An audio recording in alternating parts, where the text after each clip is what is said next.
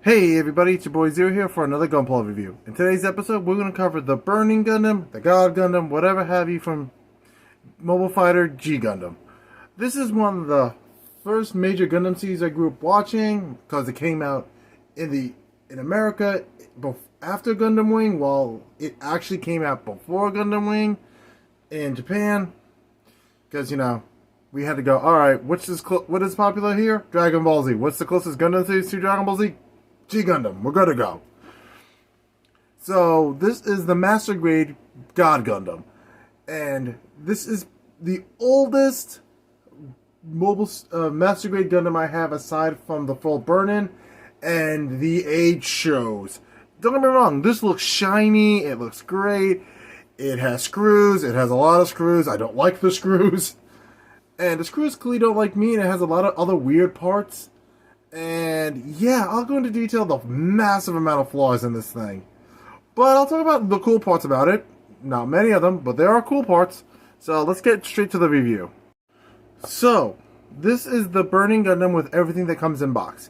And please note, I'll be switching between God Gundam and Burning Gundam interchangeably.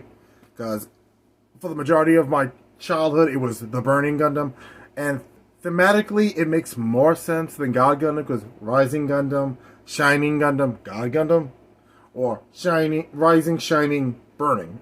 It makes more sense thematically. But whatever. So, this is what everything this guy comes with. The beam effects for his beam katanas, which is awesome. A huge figure. I kind of wish they brought this back. I'm just saying. These would be a lot better than the tiny figures you get already in Master Grades.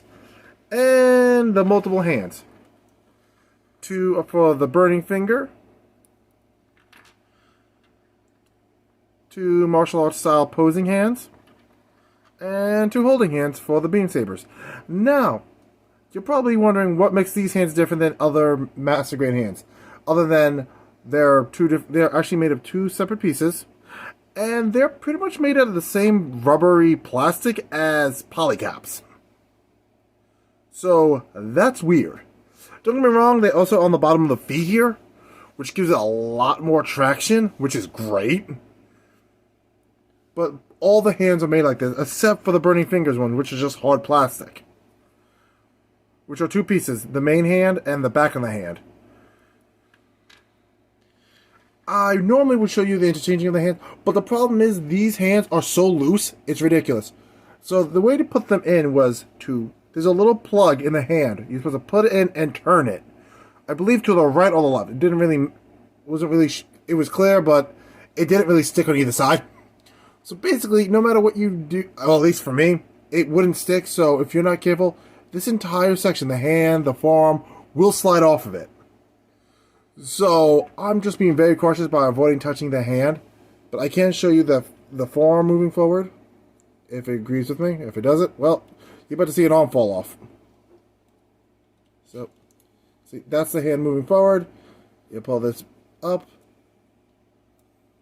And if the hand would agree with me, you can change it with the orange hand to do the burning finger. Then you pull that down, and you pull that back. I'm doing this cautiously, so again, I don't want that arm to fall off. And there you go. So, like I said, there's a lot of screws. I mean, ridiculous. So, when I was building it, I may have used the wrong screws in the legs. So, right here and right here, as you can see. So, I couldn't put the plastic covering on top of it. The problem is, and I'm not going to front, I read the instructions and I still couldn't figure out which screw to use. If you can, more power to you. I'm willing to admit that I'm kind of an idiot. But that was a pain to deal with. And there's a screw in the arms. And there's also supposed to be a screw in the chest. And yeah. Oh, and there's screws in the feet. There's way too many screws. Like a ridiculous amount. Like I said, here's the rubbery feet. But like I said, this gives it more traction, which I do like. See, look at that. That is hard traction on the bottom of the feet. So, oh, there goes the arm. Well, with that being said, I can actually show you the burning finger. Put that in. And ta-da! Burning finger hand. And this is the part I was telling you people about. Now we get to play the fun game of, will this reconnect? Or I'm going to have the one-armed Gundam. Surprise, I'm probably going to have a one-armed Gundam. Because this thing is legitimately annoying. How I fixed it last time was, I pulled off this piece, put it here,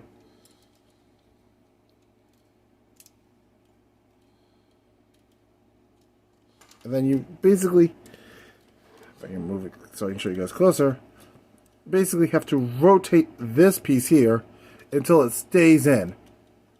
Here's the fun part. There we go. I think I got it finally. And you just slide this on back up.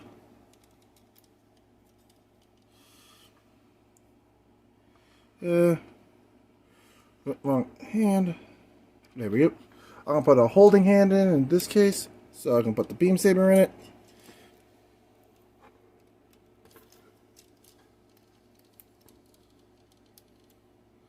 There you go. And just take the beam saber out.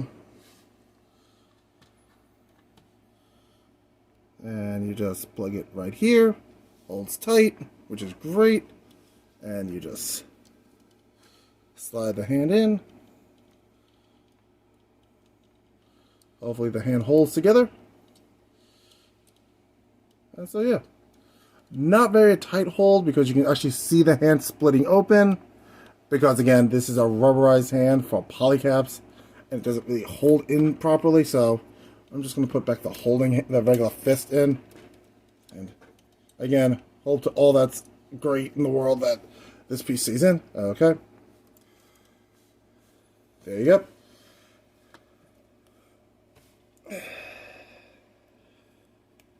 There we go. So, yeah. So let's get to the summary and I can wrap up this review. So, yeah. One thing before I forget, here's the stickers. Most of this is for the shoulders, right here and here. Cameras, on the knees, eyes, and I'm really not sure what these two black pieces go to. And of course, they have sticker style decals. So you can throw that on your Gundam. But yeah, let's move those to the side. And as for the articulation, well, it's solid, but the articulation is a bit harder to go through because of the screws, and or in my case, lack of screws. And I don't feel like pushing this farther than it needs to. So, if you have a tiny screwdriver and a lot of patience, this is great for you. But I believe a wise man once said, never buy a gunpla that was made before 2010 or 2005, just to be safe. 2005 should be a cutoff timeline. I mean, I've gotten a lot of great gunpla that was before that, but the technology wasn't great. I.e. this. You know, instead of remaking the Wing Gundam or the OG, RX-78 for the millionth time, or the Wing Zero again for the millionth time, how about giving me a 2.0 on this? I would love a God Gundam Master Grade 2.0. Because this has great potential. It looks cool. That's some bias because it's one of my top 10 favorite Gundams. But come on, a little bit of effort here, people. The waist is a bit wobbly. The joints are stiff. If you can get it in a good pose, I would recommend leaving it there. But yeah, the wrists are bad because they can pop off if you're not careful. And it has so many screws, it comes in 2 different little baggies. So if you don't have a screwdriver, you're kind of boned. And that's not great, because, you know what, not all of us carry tiny little screwdrivers in their gunpla kit, especially if you're just starting out. So would I recommend this kit? Yes. Like I said, I recommend all my Gundam kits. But this is more like if you've been doing gunpla for a while and you do have a tiny screwdriver with you, then yeah, this is great. But if you don't, and you have not, do not get this immediately. Unless you're a huge fan of Mobile Fighter G-Gundam all the Burning Gundam like I am. And even then, it took me a while before I got this dude. Maybe because I was waiting for a 2.0. Get on it, Bandai. 2.0 Burning Gundam. You know, throw that up there with personal bias rant here. Why in everything holy, unholy, and Technicolor Rainbow in between is the Death Scythe TV version a P Bandai exclusive? Much like the Heavy Arms is. I'm like, why? Just make them regular releases. I mean, you gave me the Live Lance Heaven, and you're still not giving me a Death Scythe Hell that's not regularly released. I'm getting a headache from that. Okay, enough for my rant. So, thanks for watching. Remember to like, comment, and subscribe. If you want to support the channel, please use the links down below. Pick up a book. Donate to the GoFundMe. The usual stuff. Thanks for watching. And remember, you are all awesome. You are all loved. And you are all awesome. And I said awesome again. Remember that. You're doubly awesome, all of you. I'll catch you guys later in the next episode.